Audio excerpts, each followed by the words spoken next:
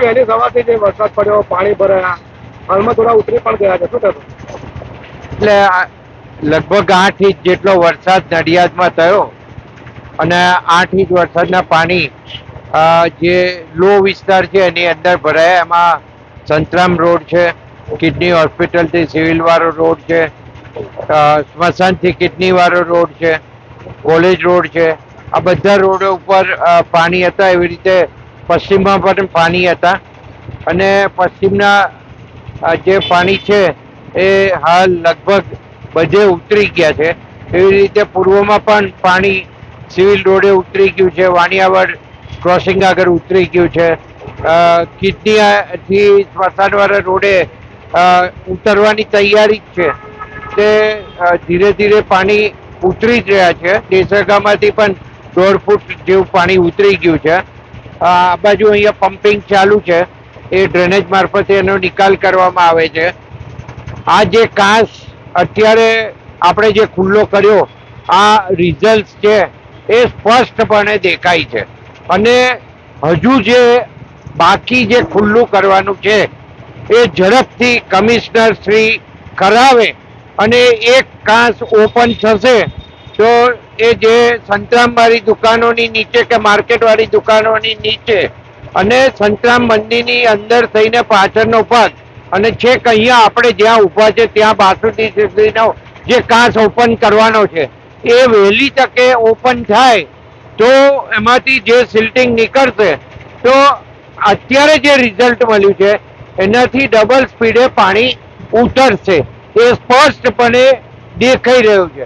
હવે આગળની કાર્યવાહી છે એ મ્યુનિસિપલ કોર્પોરેશને કરવાની છે અને આમાં રસ લઈને કરે. ગુજરાત સરકારના માન્ય મુખ્યમંત્રી શ્રી ભૂપેન્દ્રભાઈ પટેલ સાહેબે આપણને જે 64 કરોડ રૂપિયા જેવી રકમ આપેલી, એ રકમના ટેન્ડરો થઈ ગયા પછી કામગીરી શરૂ થઈ ગઈ છે. 4 મારુતિ જાય એટલો કાંસ ખાડ આગળ બળી રહ્યો છે. સિટી જીમખાના ગ્રાઉન્ડની અંદરથી બનતો નડિયાદ સિટી તરફ સરદાર સ્ટેચ્યુ તરફ આવી રહ્યો છે. એટલે અત્યારે જે ઓપન દેખાય છે એ ઓપન કાંસમાંથી સરદાર સ્ટેચ્યુ આગળથી ખૂબ મોટા પ્રમાણમાં પાણીનો નિકાલ થઈ રહ્યો છે. હજુ થોડુંક જે મ્યુનિસિપાલિટી આગળ ઓપન કરવાનો બાકી છે ત્યાં રોકાય છે, એટલે એ પણ નીકળે તો પણ ખૂબ સારું રિઝલ્ટ મળશે. અને પહેલો એ દૂર કરાવવા જોઈશે અને એમાંથી સિલ્ટિંગ કાઢવું પડશે, કારણ કે 4 ફૂટનો ડિફરન્સ રહે છે. એટલે એમાંથી સિલ્ટિંગ નીકળશે તો હજુ પણ અહીં પાછળ જે મેં કહ્યું એ બધા વિસ્તારોની અંદર સંતરામ રોડ, વિદ્યાલય રોડ છે, કિડનીવાળો રોડ છે, સિવિલવાળો રોડ છે, કોલેજ રોડ છે, દેસાઈ વગો છે, આ આઈસ ફેક્ટરીવાળો રોડ છે, આ બધેથી બાસુડીએ થઈને ઝડપથી પાણીનો નિકાલ થાય એના માટે આ બધું જરૂરી. નીચાણવાળા વિસ્તારમાં જે લોકો ફસાયા છે એ લોકોને ક્યાં રાખવામાં આવ્યું? નીચાણવાળા વિસ્તારોમાંથી લગભગ બધાનું સ્થળાંતર કરાવવામાં આવ્યું છે. કોઈને વલિયાળી માર્કેટની અંદર રાખવામાં આવ્યા છે, કોઈને શાળા નંબર 1માં રાખવામાં આવ્યા છે, કોઈને સંતરામ મંદિરની અંદર રાખવામાં આવ્યા છે અને કોઈને એવી રીતે પશ્ચિમની અંદર પણ સ્કૂલોની અંદર રાખવામાં આવ્યા છે.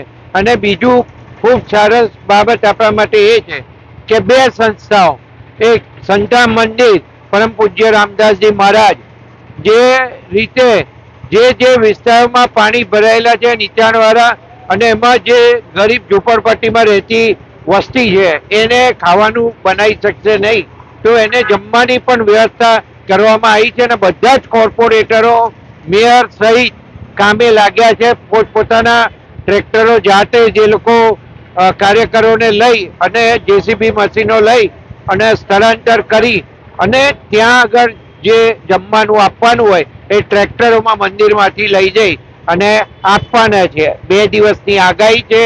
આપણે સૌ ધ્યાન રાખવું પડશે. અને મેં આગળથી કહેલું છે કે જે પાણીવાળા વિસ્તારો છે, જે રોડ ઉપર પાણી છે એ રોડ પર જવાનું બિલકુલ ટાળજો, કારણ કે આ પાણી જમીનમાં ઉતરતું નથી, પણ કદાચ કંઈ કોઈ ભૂવો પડે અને ઉતરે તો તમને ચાલતા હશો તો ખબર નહીં પડે, ખાડો હશે તો ખબર નહીં પડે.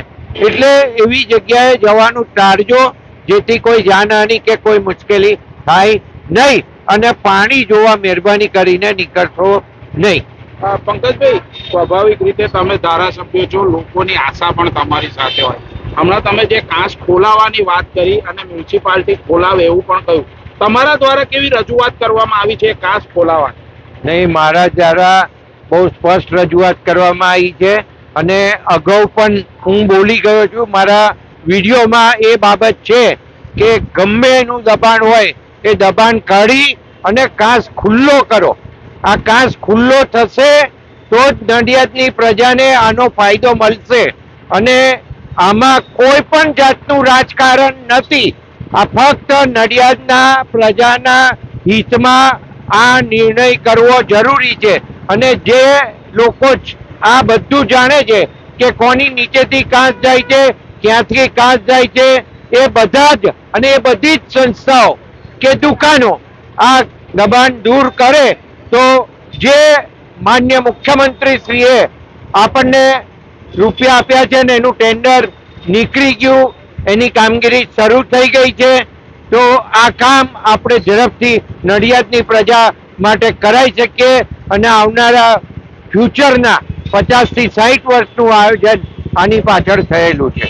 My school is one such future-ready school where I understand each and every concept taught in the class and don't rote learn, where teachers don't just use books and blackboard to teach but use new ways of teaching and learning like audiovisual learning, activity-based learning and group activities which enhances my conceptual understanding. My school also teaches coding, which is an important 21st century skill. Not just that, I get an opportunity to showcase my skill on a national platform. And with all this, I acquire important skills that make me future ready and confident. Would you also like to know where is my future ready school? Visit now and see for yourself.